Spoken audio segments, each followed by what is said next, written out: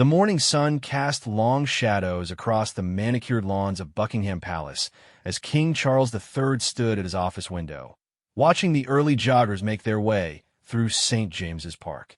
His hands trembled slightly as he held the medical report that would change everything. The words on the page blurred together as tears threatened to spill from his eyes. After years of supporting others through their darkest moments, he now faced his own devastating reality. Dr. Margaret Whitfield had delivered the news with the gentle professionalism that came from decades of experience. Camilla's condition was progressing faster than anyone had anticipated. The early-onset dementia that had been quietly managed for months was now showing signs of rapid decline. The woman who had stood by his side through scandals, public criticism, and the enormous responsibility of the crown was slowly slipping away from him. Charles remembered the first time he noticed something was wrong. It had been during a state dinner 6 months ago, when Camilla had forgotten the name of the French ambassador, someone she had known for years.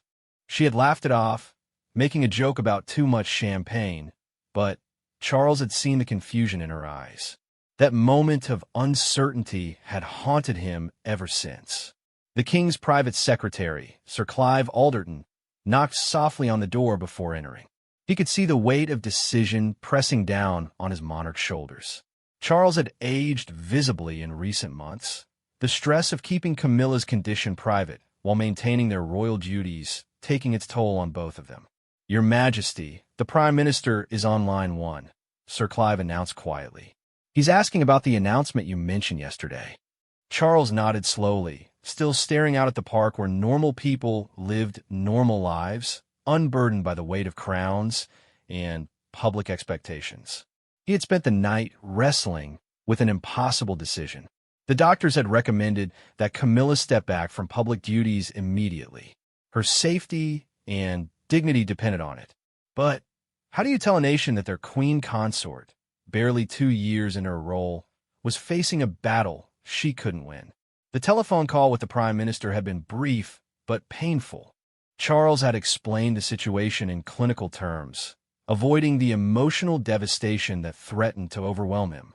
The PM had been understanding, offering full government support for whatever decision the royal family made.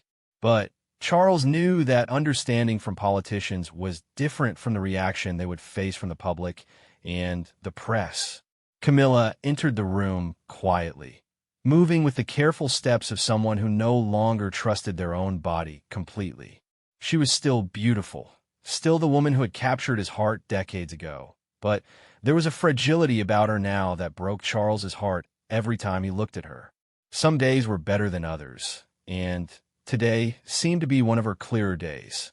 "You're thinking too hard again," she said with a smile that reminded him of easier times. "I can practically hear the wheels turning in your head from down the hall." Charles turned to face her, trying to mask his emotions. They had discussed this moment many times over the past weeks. Camilla had been surprisingly pragmatic about the situation, more concerned with how it would affect him and the monarchy than with her own diagnosis. It was typical of her selfless nature, the quality that had made her such an effective queen consort despite the rocky start to their relationship in the public eye. "The speech is scheduled for this afternoon," Charles said gently. "Are you certain you want to be there when I make the announcement?" Camilla moved to stand beside him at the window, taking his hand in hers. Her wedding ring caught the morning light, a symbol of the love story that had endured decades of scrutiny and criticism. "We've faced everything else together," she replied firmly. "I'm not about to hide away now when you need me most." The decision to make a public announcement about Camilla's condition had not been easy. Royal protocol typically favored privacy when it came to health matters, but Charles felt that honesty was the only way forward. The public had watched their relationship evolve from scandal to acceptance, and he believed they deserved the truth rather than speculation and rumor. Their children had been informed the night before. William and Catherine had arrived at Clarence's house with red eyes, having clearly been crying during their drive from Windsor. Harry had joined via video call from California, the distance between them feeling more pronounced than ever during such a personal crisis. Both sons had supported their father's decision to be transparent, understanding that secrets had caused enough pain for their family over the years. The morning was spent in careful preparation. The royal communications team worked to craft a statement that would be honest but respectful, informative but not overly clinical. Every word was scrutinized, every phrase analyzed for potential misinterpretation. The statement would need to explain Camilla's condition, announce her withdrawal from public duties, and reassure the nation that the monarchy would continue to function effectively. Charles found himself remembering their wedding day in 2005, how nervous they had both been about public reaction. The ceremony at Windsor Guildhall had been deliberately modest, acknowledgement of their unique circumstances. But the joy on Camilla's face that day had made everything worthwhile. She had waited decades to become his wife, enduring public hatred and media scrutiny with remarkable grace. The irony was not lost on him that just as the public had finally accepted Camilla as queen consort, just as her approval ratings had reached their highest point ever, they would have to step back from the role she had grown to love. The charitable work, the state visits, the ceremonial duties, all of it would have to be set aside for her own well-being. Dr. Whitfield arrived at the palace mid-morning to brief the communications team on the medical aspects of the announcement. She explained that early-onset dementia was unpredictable in its progression, that some patients maintained significant cognitive function for years while others declined rapidly.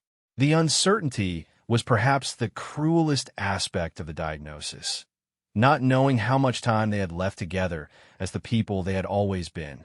Camilla spent the morning in her private sitting room, going through photographs and mementos from their years together. Charles found her there an hour before the scheduled announcement, surrounded by pictures of state visits, family gatherings, and quiet moments stolen between official duties. She was crying softly, not from sadness, but from gratitude for the life they had shared. "Do you remember this?" she asked, holding up a photograph from their visit to Australia 2 years earlier. They were laughing at something off-camera, their faces showing genuine joy and connection. "The Aboriginal elder who blessed our marriage said we were two souls who had found each other against all odds." Charles sat beside her, studying the photograph. They had indeed overcome impossible odds to be together. The death of Diana, the public's initial rejection of their relationship, the constitutional questions about a divorced woman becoming queen consort. Every obstacle had seemed insurmountable at the time. Yet here they were, facing perhaps their greatest challenge yet. The afternoon brought a gathering of senior royal family members at Buckingham Palace. Princess Anne arrived first, her practical nature evident in her no-nonsense approach to the crisis. She had always been supportive of Charles and Camilla's relationship, valuing substance over sentiment. Edward and Sophie followed, bringing their calm presence to a day filled with emotional upheaval. The queen consort's own children, Tom and Laura, had driven up from the countryside that morning. They had grown to love Charles as a stepfather, watching him care for their mother with devotion that never wavered. The blended family that had once seemed so controversial now felt like a source of strength during this difficult time. As the afternoon wore on, Charles reviewed his speech one final time. The words felt inadequate to express the complex emotions he was experiencing. How do you announce to a nation that the woman they had learned to love as their queen was facing a battle that couldn't be won through determination or royal duty? How do you ask for privacy while acknowledging the public's right to know about their monarch's personal struggles? The decision had been made to hold the announcement at Clarence House rather than Buckingham Palace, adding a personal touch to what would inevitably be seen as a constitutional moment. The familiar setting where Charles and Camilla had spent their happiest years seemed appropriate for such a deeply personal revelation. Television crews began arriving in the early afternoon, their presence adding to the gravity of the moment. Speculation had been growing for days about the nature of the important announcement that had been promised. Royal correspondents had noted Camilla's absence from recent engagements, fueling rumors about her health or potential changes to the royal structure.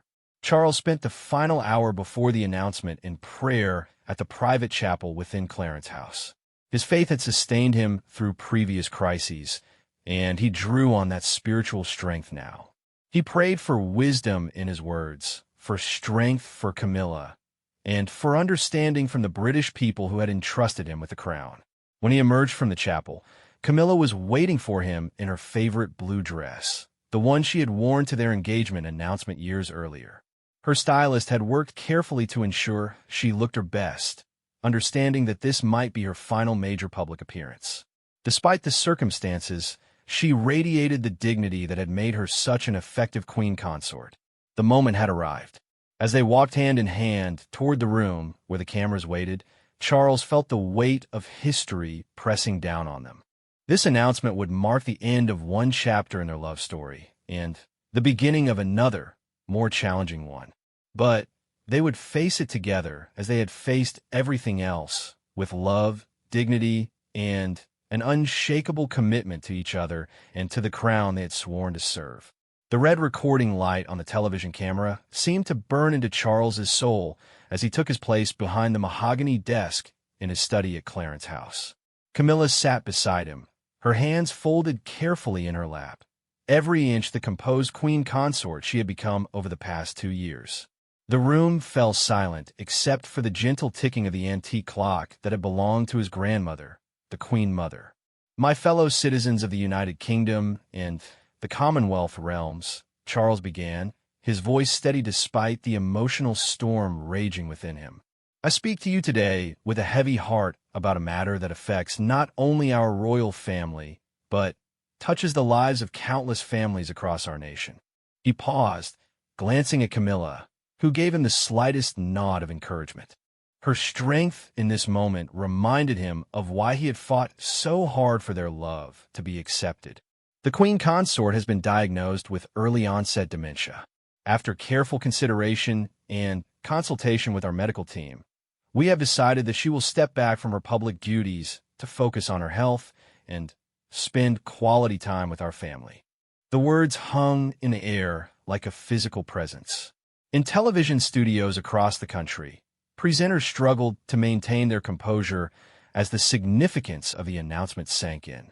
This wasn't just news about a royal health issue. This was a deeply personal revelation from a king who had chosen transparency over the traditional royal silence. Charles continued, his voice growing stronger as he spoke from his heart. "Camilla has approached this challenge with the same grace and courage she has shown throughout our marriage and her service to the crown. She wants you to know that your support and affection over the years have meant everything to her, and she looks forward to continuing her charitable work in whatever capacity her health permits." In living rooms across Britain, families gathered around their television screens watched their king struggle to maintain his composure. Many were reminded of their own experiences with dementia, a disease that had touched millions of households. The clinical announcement was being delivered by a husband clearly devastated by his wife's diagnosis, and the raw humanity of the moment was impossible to ignore. Margaret Henderson sat in her small flat in Glasgow, tears streaming down her face as she watched the king's announcement. Her own husband had battled dementia for 3 years before his death the previous winter. She recognized the pain in Charles's eyes, the careful way he was choosing his words to protect his wife's dignity while being honest with the public.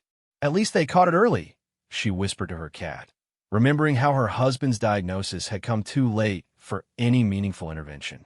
The announcement lasted only 12 minutes, but its impact was immediate and profound.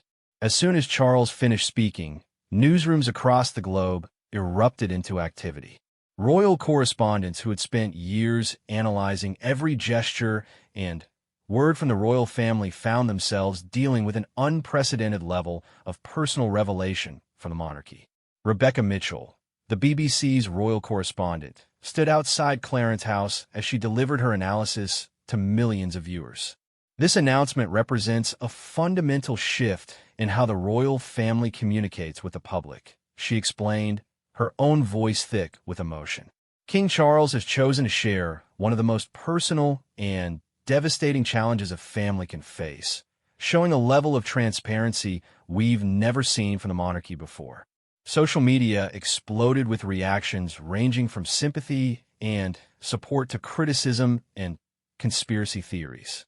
The hashtag Camilla Courage began trending within minutes, as people shared their own stories of dealing with dementia in their families. Photographs of the Queen Consort's charitable work flooded Twitter and Instagram, with captions praising her transformation from controversial figure to beloved royal. But not everyone was supportive. Some critics questioned whether a member of the royal family with dementia could continue to hold her title, while others suggested this was a convenient excuse for Camilla to avoid the demands of royal life. The harsh comments were quickly drowned out by an overwhelming wave of sympathy, but they serve as a reminder that even in her most vulnerable moment, the Queen Consort was not immune from public criticism. Dr. Sarah Thompson, a leading dementia specialist at King's College London, was inundated with interview requests within hours of the announcement. She had been following the research on early-onset dementia for decades and understood the unique challenges of facing someone in Camilla's position. The stress of public life, the constant scrutiny, the demanding schedule, all of these factors can accelerate cognitive decline in dementia patients, she explained to reporters. The decision to step back is not only wise, but necessary for her long-term well-being. In the House of Commons, Prime Minister's questions was delayed as members of Parliament processed the news. When the session finally began, the usual partisan divisions seemed trivial in the face of such a personal announcement from their monarch. The Prime Minister spoke for the entire chamber when he offered the government's full support for the royal family during this difficult time. Her Majesty the Queen Consort has served our nation with distinction and dedication, the Prime Minister said, his voice carrying across the hushed chamber.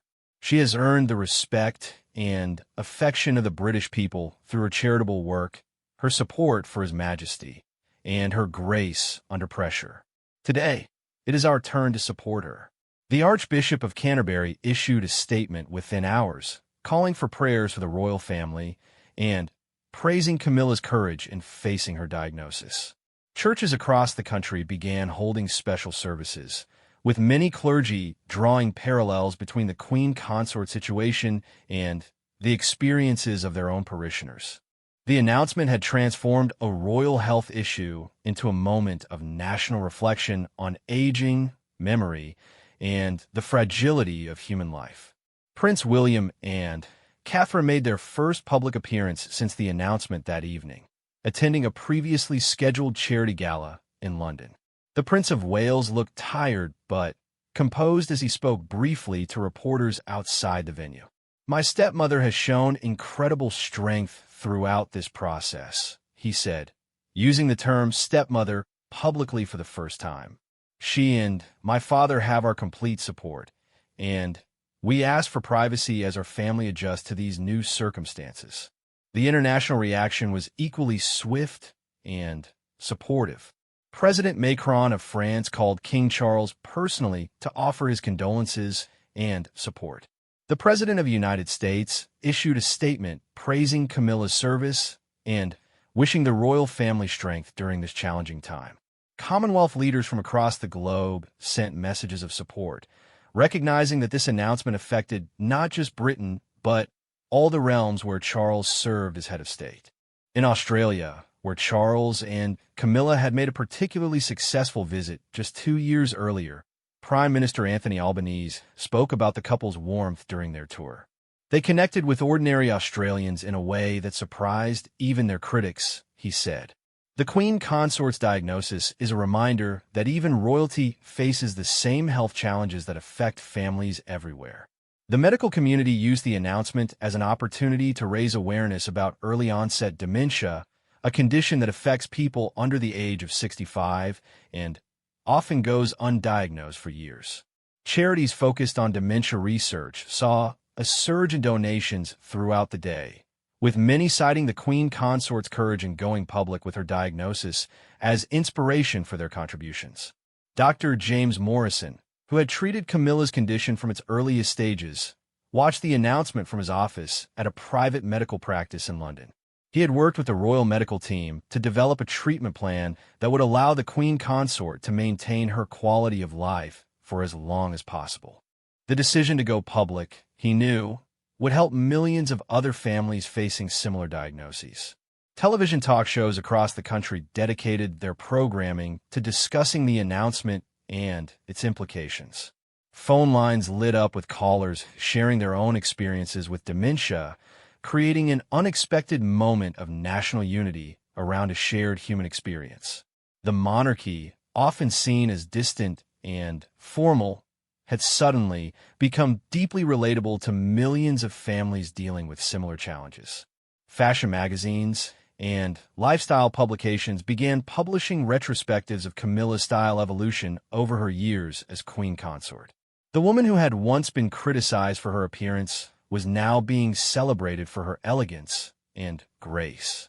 Her favorite designers spoke about her kindness and professionalism, painting a picture of someone who had grown into her role with dignity and purpose. The announcement also sparked conversations about the future of the monarchy and how it might adapt to changing circumstances.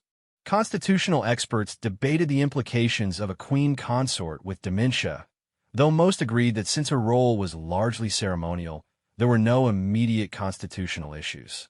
The precedent being set was one of openness and humanity rather than the traditional royal reserve. Charitable organizations that had worked with Camilla began sharing stories of her dedication and compassion. The chief executive of a literacy charity spoke about how the queen consort had personally visited dozens of schools, always taking time to speak with individual children and teachers. Her work with victims of domestic violence had been particularly impactful, with shelter workers describing her genuine empathy for women in crisis. As the day progressed, Clarence House was flooded with flowers, cards, and messages of support from ordinary citizens. The staff worked through the evening to process the overwhelming response, with many noting that they had never seen such an outpouring of genuine affection for any member of the royal family. The transformation of public opinion about Camilla seemed complete in the face of her vulnerability and courage. Evening news programs devoted their entire broadcast to the announcement and its aftermath. Royal biographers and historians provided context for this unprecedented level of personal disclosure from a monarchy. Many noted that Charles's decision to be so open represented a fundamental shift in how the institution would operate under his reign, prioritizing honesty and human connection over traditional mystery and distance. The stock market initially dipped on news of the announcement, reflecting uncertainty about the stability of the monarchy, but quickly recovered as investors recognized that the king's transparency was likely to strengthen rather than weaken public support for the institution. The pound sterling remained stable throughout the day, suggesting that international confidence in Britain's political stability was unaffected by the personal crisis facing the royal family. The weeks following the announcement brought an unexpected transformation to the royal family's dynamics.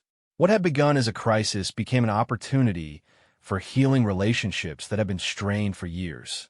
The shared concern for Camilla created a bond that transcended old grievances and misunderstandings, drawing the family together in ways that surprised even those closest to the monarchy.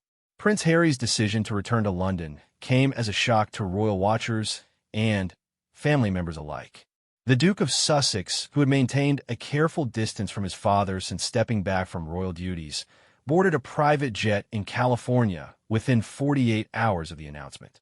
His arrival at Heathrow was met with a media frenzy, but Harry's focus was entirely on his family rather than the cameras that followed his every move.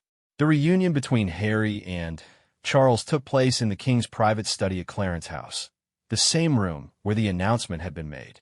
Father and son embraced for the first time in over 2 years, their previous conflicts seeming trivial in the face of their shared love for Camilla. She had been a stabilizing force in Harry's life during his turbulent teenage years, offering support and understanding when he struggled with his mother's death and his place within the royal system. She was the first person who made me feel like it was okay to be angry about losing Mom, Harry told his father during that emotional reunion. She never tried to replace Diana, but she helped me understand that loving someone new didn't mean forgetting someone you'd lost. The conversation that followed was painful, but necessary, with both men acknowledging how their grief and stubbornness had driven them apart. Meghan's decision to remain in California with their children initially sparked criticism from some quarters, but those close to the family understood her reasoning. The Duchess of Sussex sent heartfelt messages to both Charles and Camilla, sharing memories of the Queen Consort's kindness during her brief time as a working royal.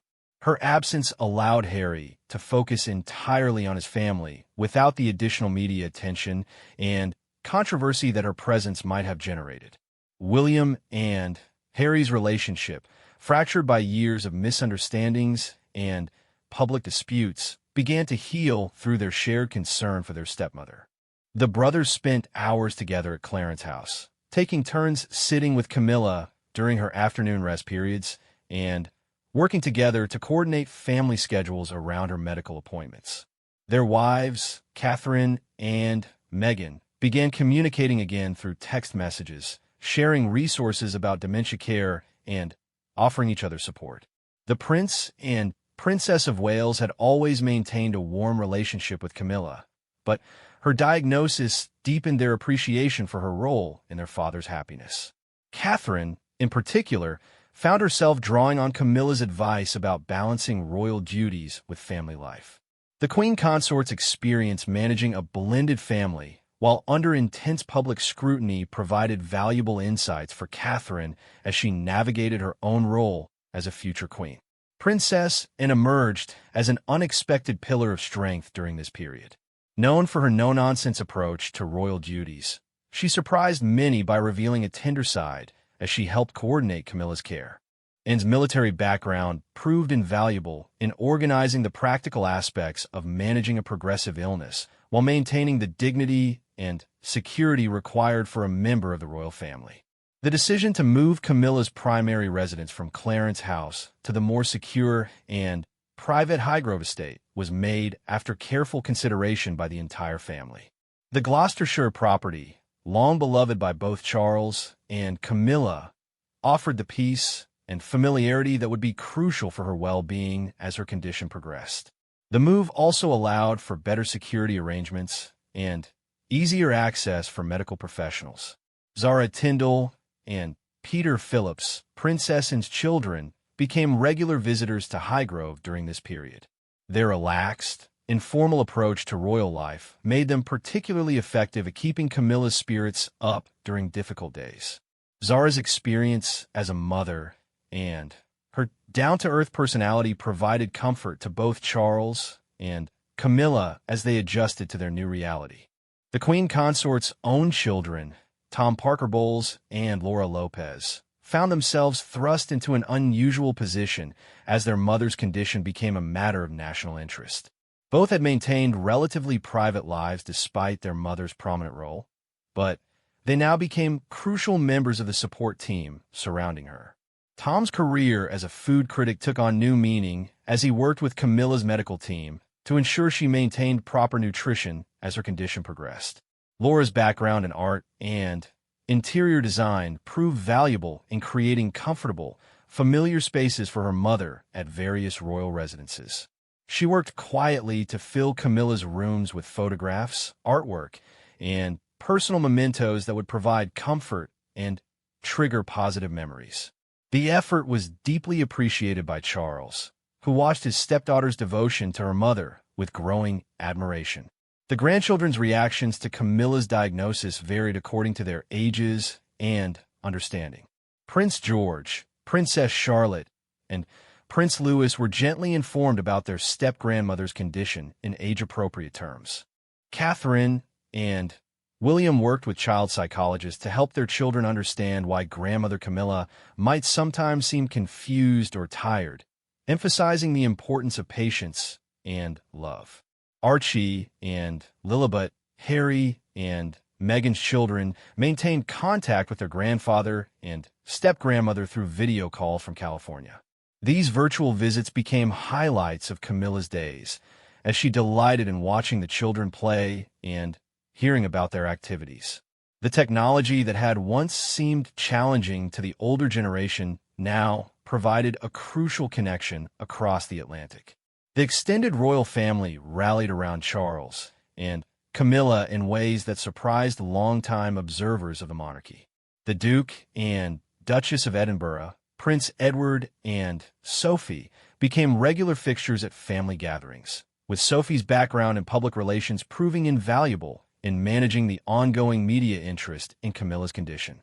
The couple's own children, Lady Louise and the Earl of Wessex, showed remarkable maturity in adjusting their own plans to spend more time with their uncle and his wife. Cousins who had maintained distance from the core royal family for years found reasons to visit more frequently. The Duke of Gloucester, the Duke of Kent, and Princess Alexandra all made efforts to provide support and companionship during this challenging time. Their presence reminded Charles that despite the pressures of monarchy, he was not alone in facing this crisis. The medical team assembled to care for Camilla represented the finest expertise available in dementia treatment. Dr. Margaret Whitfield worked closely with specialists from around the world to develop a comprehensive care plan that would maximize the Queen Consort's quality of life while managing the progression of her condition. The team included neurologists, psychiatrists, physical therapists, and nutritionists, all sworn to absolute confidentiality about their royal patient. Charles threw himself into learning everything he could about dementia care. He read medical journals, consulted with leading researchers, and even attended support group meetings for caregivers dealing with similar situations. His dedication to understanding his wife's condition impressed everyone who worked with the couple, from medical professionals to household staff. The king's decision to maintain a modified schedule of royal duties while caring for Camilla required careful coordination. Princess and Prince William took on additional responsibilities, allowing Charles to spend more time at Highgrove. The seamless transition demonstrated the strength and adaptability of the modern monarchy, with family members stepping up to ensure continuity of service to the nation. Highgrove itself was transformed to accommodate Camilla's changing needs. Safety modifications were made throughout the house, with handrails installed and potential hazards removed. The gardens that Camilla loved were made more accessible, with new paths and seating areas that would allow her to continue enjoying the outdoors safely. Charles personally oversaw every change, determined to preserve the essence of their beloved home while adapting it for their new reality. The staff at Highgrove, many of whom had worked for Charles for decades, embraced their new responsibilities with touching dedication. They attended training sessions on dementia care, learned to recognize signs of confusion or distress, and developed strategies for maintaining routine and familiarity in Camilla's daily life. Their loyalty and professionalism provided stability during a time of significant change. Evening routines became particularly important as Camilla's condition progressed. Charles established a pattern of reading to her before bed, choosing from favorite books they had shared over the years. The familiar rhythm of his voice and the comfort of well-loved stories provided security and peace during moments when the disease made her feel lost or frightened. The transformation in family dynamics extended beyond immediate crisis management to deeper conversations about forgiveness, understanding, and the importance of time together. Old grievances seemed petty in the face of Camilla's vulnerability, and family members who had maintained polite but distant relationships found themselves genuinely reconnecting. The crisis that could have torn the family apart instead became the foundation for a stronger, more unified royal household. Medical appointments became family affairs, with various members taking turns accompanying Camilla and Charles to consultations. These trips provided opportunities for honest conversations about the future and practical discussions about care arrangements. The family's united front impressed medical professionals, who noted how unusual it was to see such comprehensive support from an extended family dealing with dementia. The decision to establish a private foundation focused on dementia research and support was announced quietly, without fanfare. The foundation, funded jointly by the royal family and private donations, would focus on early-onset dementia and support for caregivers. Charles insisted that the foundation operate with minimal publicity, prioritizing research and direct assistance over public recognition. Communication strategies were developed to keep the family informed about Camilla's condition while respecting her privacy and dignity. Regular family meetings, both in-person and virtual, ensure that everyone understood her current needs and any changes in her care plan. These gatherings also provided emotional support for family members struggling with their own grief and concern about her diagnosis. 6 months after the announcement, autumn painted the grounds of Highgrove in brilliant colors that seemed to mirror the bittersweet nature of Charles and Camilla's new reality. The estate had become a sanctuary where time moved more slowly, where the pressures of royal duty gave way to the simpler rhythms of daily care and quiet companionship. Charles had discovered that love, tested by the cruelest of circumstances, could deepen in ways he had never imagined possible. The king's transformation during this period was remarkable to those who knew him well. The man who had once been criticized as remote and intellectual had become infinitely patient and tender in his care for Camilla. He learned to read the subtle signs of her confusion, to recognize when she needed space and when she craved comfort. His devotion became a source of strength, not just for his wife, but for their entire family. Mornings at Highgrove had taken on a sacred quality. Charles would wake early to tend his beloved gardens before Camilla rose, finding solace in the earth and growing things that had always provided him comfort. By the time she appeared for breakfast, usually around 9 o'clock, he would be waiting with tea prepared exactly as she liked it and fresh flowers cut from their garden. These small rituals provided structure and familiarity that helped anchor her increasingly uncertain world. Dr. Whitfield's monthly visits had become markers of time's passage, each consultation revealing subtle changes in Camilla's condition. Some months brought stability, allowing for longer conversations and clearer memories. Others showed progression that left Charles struggling to hide his grief from his wife. But through it all, Camilla maintained the core of her personality, her humor, her kindness, and her deep love for her husband. The decision to allow a carefully selected documentary crew access to their life had been controversial within royal circles. Charles's communications team had argued against such unprecedented transparency, but the king felt strongly that sharing their journey could help other families facing similar challenges. The resulting film, Love in the Time of Memory, would become one of the most watched and emotionally impactful documentaries in British television history. Prince William's role as heir apparent took on new dimensions as he gradually assumed more of his father's official duties. The transition was seamless, reflecting years of preparation and the deep trust between father and son. William's own growth as a leader was evident in how he handled the increased responsibility while ensuring his father could focus on Camilla's care without guilt or worry about neglecting his royal obligations. Harry's extended stay in the UK had evolved from a temporary visit into a more permanent arrangement. The Duke of Sussex had quietly rented a property near Highgrove, allowing him to be available for his family while maintaining some independence. His presence provided unexpected comfort to Charles, who had grieved the loss of their close relationship for years. Working together to support Camilla had rebuilt bridges that had seemed permanently burned.